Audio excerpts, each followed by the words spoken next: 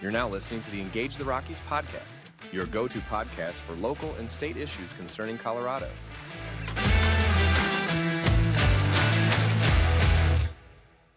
Hello, Colorado. This is the Engage the Rockies podcast. I'm your host, Jarvis Caldwell. So for this week's episode, we're going to do something just a little bit different. We're over a little bit over a week out from the November 5th election. And although Engage the Rockies covers a lot of statewide issues, we're based out of El Paso County, and most of our listeners are in El Paso County. And so we've had on Clerk and Recorder Steve Schleiker here in El Paso County, and he's talked about our elections here. And so what we wanted to do is kind of bring you an update of where the elections stand right now, specifically in El Paso County. And so according to a very recent Gazette article that just came out, they highlighted that in El Paso County, only about 21% turnout currently of registered voters. And it's a little bit surprising because when we had on Clerk Steve Schleiker back in July of this year, we were expecting anywhere from an 85 to 88% turnout, maybe even high as 90% turnout. Now, I think the clerk's office is still expecting around that range turnout, which basically means that with just a little over a week left, there's still a lot of ballots out there and a lot of people who still haven't voted, considering right now we're looking at 21% turnout as of, I believe the numbers are from Thursday of the week before this episode is being released. And that 21% actually kind of tracks along Colorado. So Colorado, 882,395 ballots have been turned in as of Thursday at midnight of this past week, which out of the 3.9 million active registered voters, that's about a 22% turnout so far. So El Paso County, we're looking at 21% turnout. Statewide, we're looking at a 22% turnout. So we are actually tracking with what the state's looking at. But I think the state as well is anticipating a much higher turnout, much like El Paso County is expecting that. So just in recent days here, the El Paso County Clerk and Recorder's Office started updating their El Paso County VIP feature. Now, if you remember, we had on Clerk Steve Schleiker, and he talked about this new feature. This is something that he implemented here just in the last year or two. And we're very fortunate to have it just as citizens because it makes access to how the elections are going around the county just so easy and intuitive. Unlike what he said before, they used to just have spreadsheets with numbers on it and you'd have to go through. Now we actually have an interactive map. And so what we're going to do towards the end of this episode here, we're going to splice in some of that conversation that we had with Steve Schleiker about the El Paso County VIP feature. So if you're wondering where you can find this at, you can just Google El Paso County Clerk and Recorder, or you can go to clerkandrecorder.elpasoco.com/elections. If you go there, it'll pull up the page that's all specifically based on the elections here in El Paso County. It's got some really cool features. So you can look at a sample ballot on exactly what your ballot will look at and the different races, the different ballot initiatives, things like the judges and whatever else you're voting on and that are specific in your area. So that's nice to have that sample ballot, which you should have the real ballot by now. And also a very helpful feature is that you can find the nearest ballot drop boxes. And if you remember from that episode with Steve Schleiker, is you can actually access the cameras to those ballot drop boxes, and they're live streamed 24 hours a day within, I believe it's when ballots go out around 30 days before election day. So you can actually go there and look at the video, live stream the video, and actually see the ballot box in real time. And that was something new that Clerk Schleiker implemented as well. And then you can also see the voting, your voting polling centers. So those are open now. They'll have the schedules on there and they'll have the locations. So you can put in your address and find the closest voting center. A lot of people like to vote in person. And so that'll show you where your closest center is. It's a very helpful feature. Just wanted to go over some numbers that I thought were really interesting.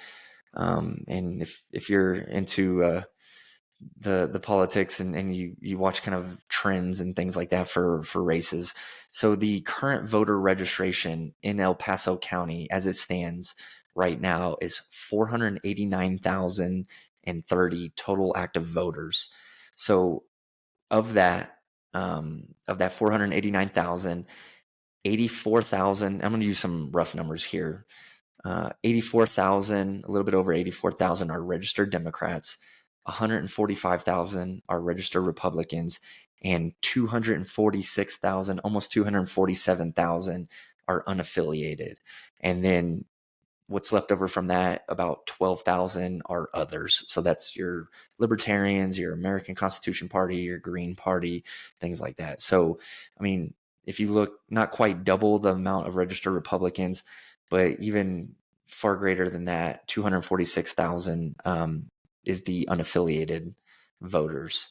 So as it stands right now, because this is an election update episode, as it stands right now, out of that 489,000 total active voters, 104,126 El Paso County residents have currently voted. So that 104,000 out of that 489,000 is the 21.29% that the Gazette was talking about. And that's how they found that number, I assume, is they went through the Clerk and Recorder's website, which is extremely helpful. And so to break down that 104,000 that have voted so far by party, about 22,600 Democrats have voted. So that the turnout of that 22,590 as a percentage of the total Democrats registered, that's 26.7% of Democrats. For Republicans, 38,542 Republicans have voted. So as a percentage, that 38,500 number of the 145,000 plus is about 26.5% of registered Republicans have voted. So, I mean, just from a statistical standpoint, 26.7% of Democrats have voted, 26.5% of Republicans have voted. So, I mean, almost statistically, almost exactly just 0.2% off. Now, granted, because you have a much larger number of Republicans, obviously that's why you have a 38,000 versus a 22,000, even though percentages are almost identical. And then you have 41,383 unaffiliateds have voted. So this was a little surprising to me, but that 41,383, even though that's a much larger number than any of the Democrats as a raw number, Democrats and Republicans, because there's so many more unaffiliateds, that's only 16.7% of unaffiliateds have voted so far. So looking at a kind of historical analysis of this, the Clerk's data shows that at the same point during the last presidential election, so in 2020, there was 176,610 voters had returned ballots by this point in the election. So in 2020, at the same point in the election, 176,000 compared to only 104,000 this election cycle. Pretty interesting numbers. And then if you go even further back, in 2016, you had 94,700 voters had returned ballots by now. So more voters have returned since compared to 2016, but significantly less compared to 2020. And you need to take in consideration that there are actually significantly more voters now in 2024 in El Paso County than there were in 2020. So I find it interesting just from a political science standpoint that we're anticipating the highest turnout ever for an election, upwards of close to 90% turnout. However, in 2020, the actual turnout was significantly higher as a raw number, even though there's now currently more registered voters. So that's a very interesting trend there. I think what that means is maybe voter turnout is either not going to be as high as anticipated, or there's going to be a whole lot of people just in this last week and some change that are going to be turning in their votes. So, keep Steve Schleiker in your thoughts, because they may be getting a gigantic influx of votes here in just the next few days. So what we're going to do, I've mentioned multiple times about this EPC El Paso County VIP feature. Again, it's on the Clerk and Recorder's website. there's about a 4.5 minute segment from when we talked with Clerk Schleiker back in July of this year, where he talks about this new feature, and he goes through kind of some of the details of what you can do with that feature. And, I think it's very helpful. I really encourage everybody to go check it out. But we're going to leave it off here. We're going to clip in that conversation that we had with Steve Schleiker, and we appreciate it. And we'll see you next week. Thank you.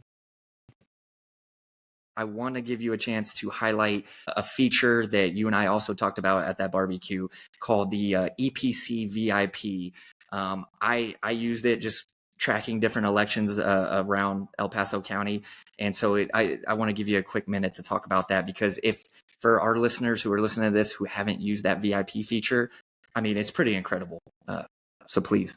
No, Jarvis, thanks, man, because, to me, education and transparency is huge, at least in government, and especially it is critical in elections.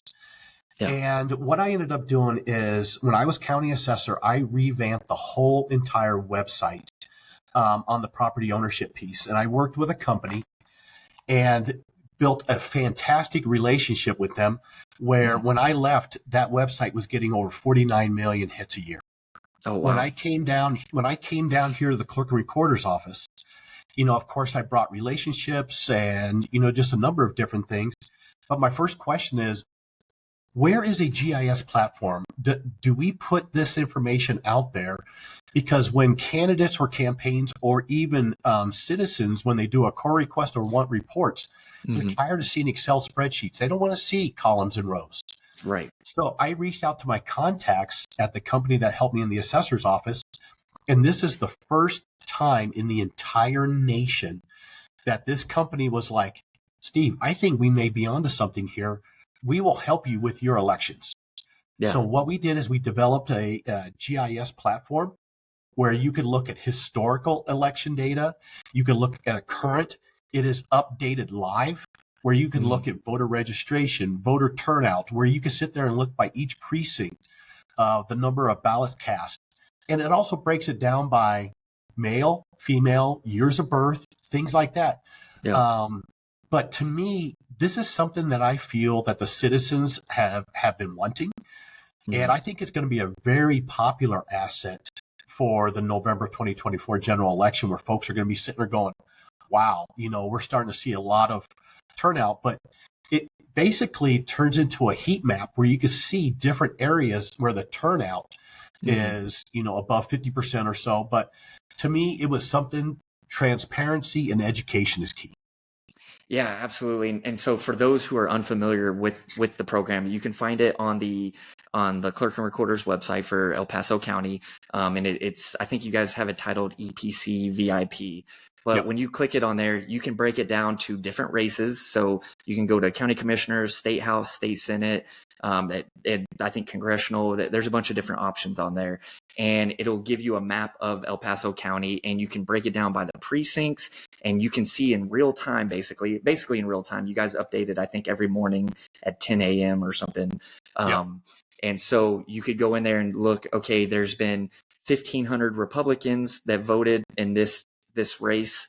There's been 800 Democrats that voted. There's been X amount of unaffiliateds. It'll give you the median age of the people who voted for each party. I mean, it's pretty amazing. And I'm like, it kind of, it's reminiscent of when you watch like national news during a presidential cycle, right? And, they're looking at a swing state or something like that, and it's like, okay, so we have the state, and they zoom in on it, and it's like, here's the counties, and here's the way it's breaking for this person or that person. I mean, it's very interactive. It's very modern, like you said, because it drives me crazy when you go and it's like an Excel spreadsheet, and then you have to like Control F to try to find percentages. No, this is like an actual map that you can zoom in on, zoom out of, breaks it down by precincts or districts, and you just hover your mouse over it, and then it gives you the statistics for it. And I'm like, this is amazing.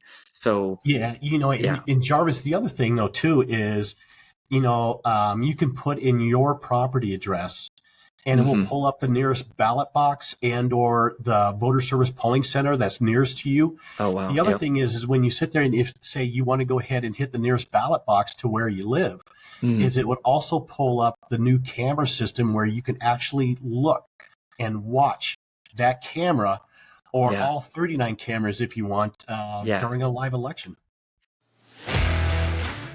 Thank you for listening to the Engage the Rockies podcast, your go-to podcast for local and state issues concerning Colorado.